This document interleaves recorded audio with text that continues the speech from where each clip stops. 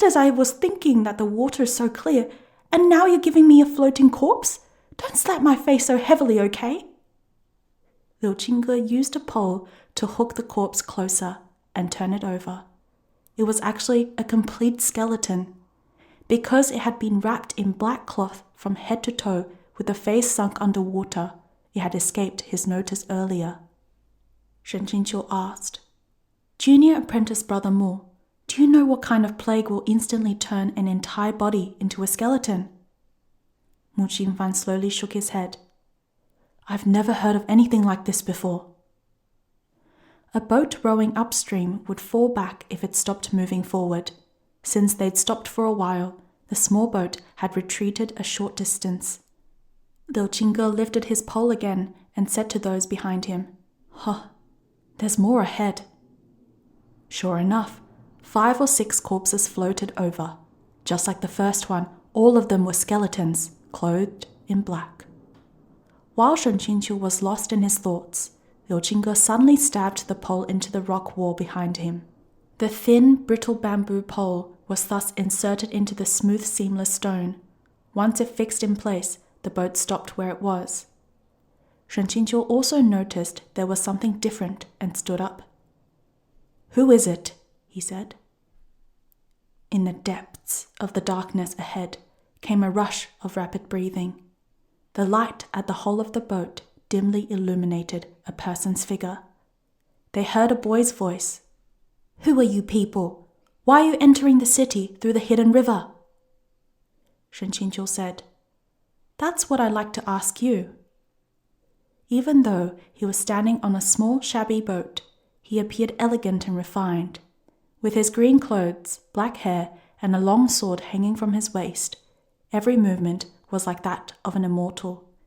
Additionally, Shen Qingqiu was now very experienced at acting cool and was able to incorporate some of his own style to bluff. As expected, the young man was stunned by his air and blanked out for a moment before he shouted, Leave! Right now entry into the city is not allowed. Liu Qingge snorted.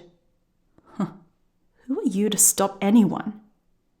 The boy said, There's a plague in the city. If you don't want to die, then scram. Mu Qingfan warmly said, Little brother, we're precisely here for that reason. Seeing that they weren't leaving, the boy said angrily, Do you not understand human speech? Leave quickly. Scram, scram, scram. If you don't blame me for being impolite. He had barely finished talking when a spear gun came piercing over, vigorous enough to be frightening. Liu Qingge laughed coldly and pulled out the bamboo pole from the wall. With a single rising stroke, the opponent was sent flying into the water. Hearing the teenager's curses while splashing in the river, Shen Qingqiu asked, Shall we fish him up or not? Liu Qingge said, He's got plenty of breath and energy. Why should we bother fishing him out? Let's just enter the city. Pulling out the bamboo pole, he continued rowing the boat. The 3 of them emerged from the dark river, and the illegal boat floated on the currents back into the darkness. The exit was in the most barren area of the city, in the middle of a shallow swamp. Not a single person was around. They walked towards the center of the city for a while, when the tap, tap, tap of someone's footsteps came chasing behind them. Drenched like a chicken prepared for soup, the young man from earlier rushed toward them and exclaimed, Why did you enter the city? There's no use coming in. Before, there were a lot of people who came and said they'd fix the plague. Some monks, some Taoists, even some from Huanhua Palace. Each and every one of them came in and couldn't leave. You're all looking for an early death. So, it turned out that the young man hid and waited to ambush them for their own good. Shen Qingqiu tolerantly smiled. What do you think we should do since we've already entered? The boy said, What else can you do? Follow me and don't run around. I'll take you to the senior monk. Shen Qingqiu saw the other 2 didn't object. They were all unfamiliar with Jinlan City, so it would be best if someone from the city guided them. He gave a small nod and asked, Little brother, what is your name? The young man puffed up his chest. I'm called Yang Yixuan. I'm the son of the boss of the finely crafted weapons shop. Oh, so he was the son of the weapons shop owner who had braved death to ask for help from Donghua Temple? Liu Qingge saw Shen Qingqiu continuously sizing up the young man and asked, "What is it?" Shen Qingqiu whispered, "This child can stand up after one of your attacks and has a good heart. Both of these things are hard to come by. He's a moldable talent." Liu Qingge said, "Moldable talents are still useless. I don't accept disciples. Too troublesome." As they walked into the main city, the number of pedestrians gradually increased, but this increase was only in comparison to the emptiness from before. A single street had at most 3 to 4 pedestrians, buried head to foot in black cloth. They walked hastily, acting like birds frightened by the hissing of a bowstring or a fish that had narrowly escaped the net. Yang Yixuan led them to his house. The weapons shop was quite large, situated on the widest main road and occupying 4 slots in a row. Connected together for a single family to use, it had an inner garden, an inner hall, and a basement. Great Master Wu Chen was in the basement, lying in the bed with a blanket covering his lower half. Upon seeing the group from Changqiu Mountain sect, he greeted them with an "Ah Mi Tuo Fu," which means merciful Buddha. Shen Qingqiu said, "Great Master, the situation is desperate, as we won't dwell on the rest. What kind of plague has emerged in Jinglan City? Why did the Great Master stay in town and not send a single message out? Also, why does everyone need to be covered in black cloth?" Great Master Wu Chen smiled bitterly. What Immortal Shen asked is really all the same question. With that said, he pulled back the blanket covering his lower half. Shen Qingqiu stiffened. Underneath the blanket was only a pair of thighs. There was nothing below the knee. The calves had completely vanished. Liu Qingge said coldly, "Who did this?" Wu Chen shook his head. "Nobody did this." Shen Qingqiu was puzzled. "If nobody did this, then did your legs vanish by themselves?" Unexpectedly, Wu Chen nodded. "It truly is so. My legs vanished by themselves." Above his knee, his legs were wrapped in black cloth. Wu Chen reached out a hand and exerted great effort to pull off the cloth. Mu Qingfan hurriedly assisted him. Wu Chen said, "This might make everyone feel slightly uncomfortable."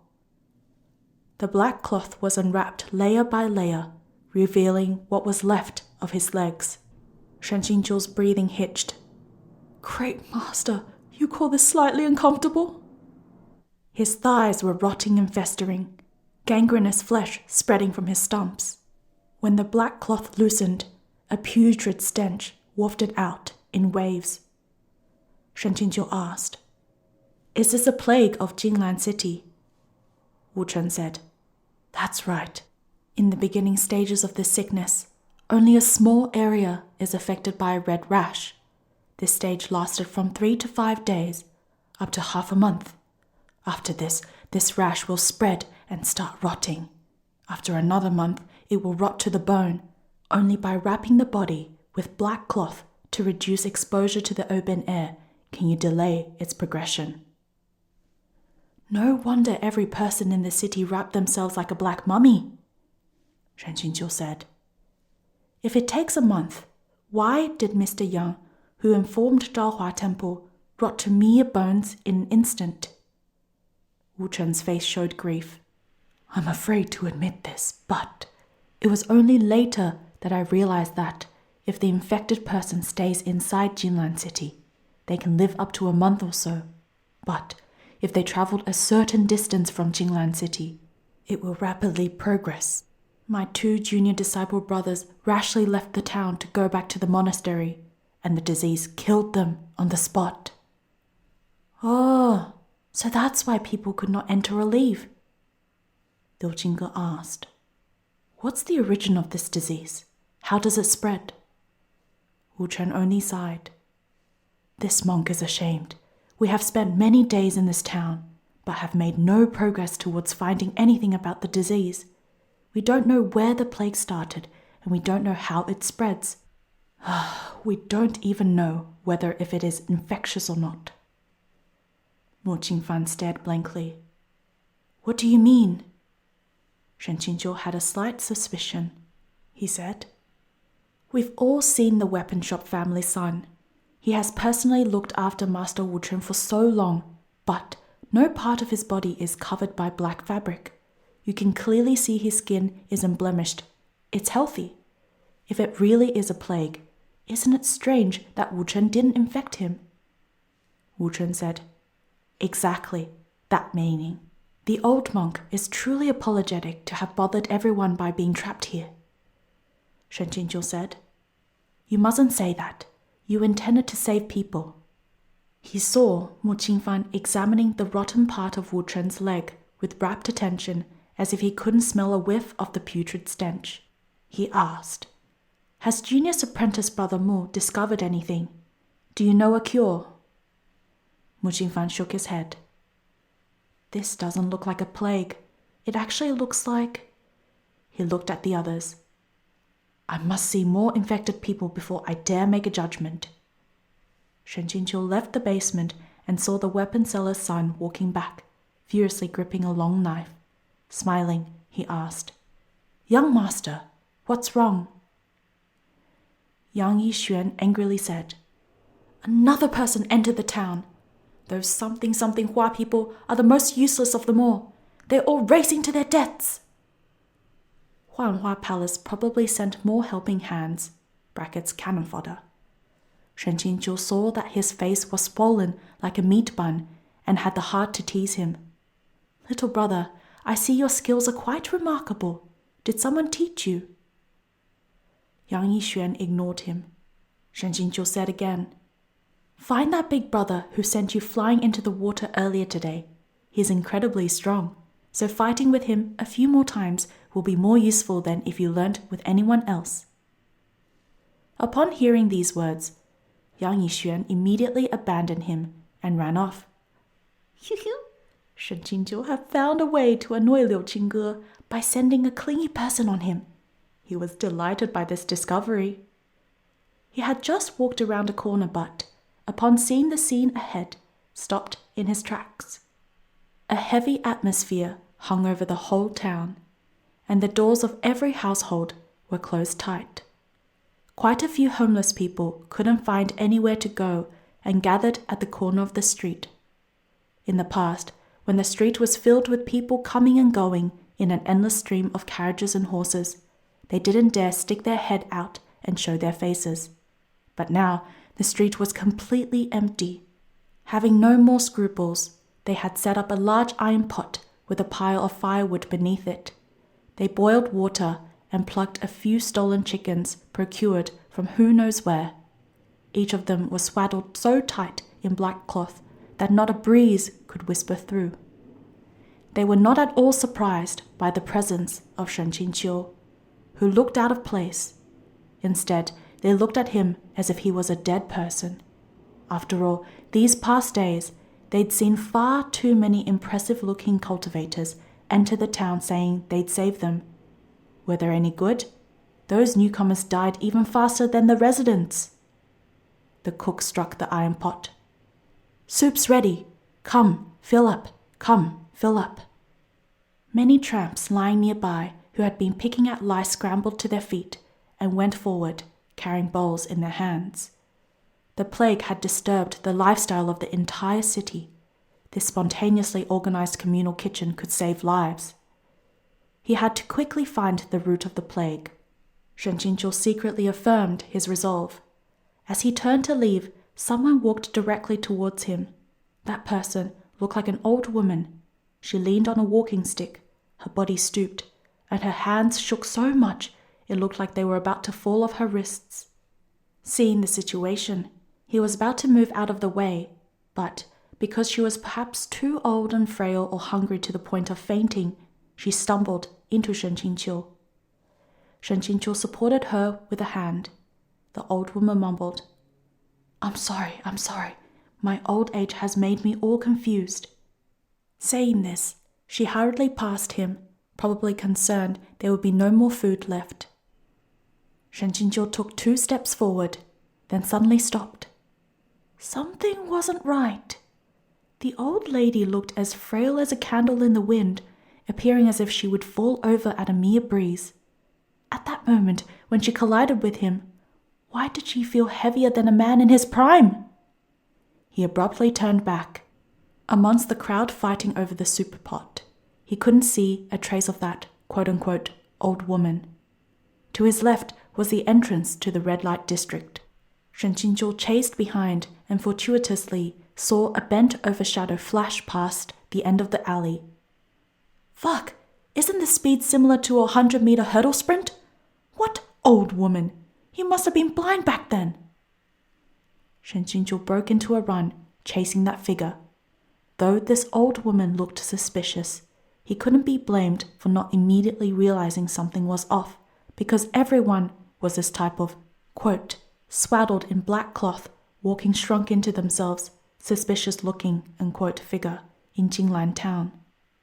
In the middle of the chase, he suddenly felt an itch on the back of his hand and raised it to take a look. This hand really was plagued with misfortune, the same one that was pierced full of holes by the Sky Hammer Elder and had now been contaminated with a growing red rash. Come to think of it, it was also this misbehaving hand that opened proud immortal demon way back then. I really should cut this hand off. Ah! With his attention divided, Shen Qingjiu's footsteps slowed. Sensing an oncoming sword attack from above his head, he spread open his fan, preparing to counter it with a wind blade. He shouted, "Who is it?" The assailant swiftly descended to the ground from the nearby roof eaves. The 2 of them came face to face with each other, and Shen Qingjiu blurted out, "Gong Yixiao?" The youth immediately withdrew his sword, his surprise greater than his joy. "Elder Shen?" Shen Qingjiu said, "It is I. How come you've come too?" He remembered that Yang Yixuan had mentioned that Huanghua Palace disciples had entered the town from the secret river. Presumably, those were the same people who came with Gong Yixiao. He asked, "So, Huanghua Palace asked you to lead a group inside the city to investigate?" Gong Yixiao said, "This junior indeed received the command to investigate the town, but the leader of the group isn't me." Shen Qingjiu was surprised. Gong Yixiao was a most favored disciple of Huanghua Palace's old palace master. Before Luo Binghe's appearance, it was universally acknowledged that Gong Yixiao would be the leader of the next generation.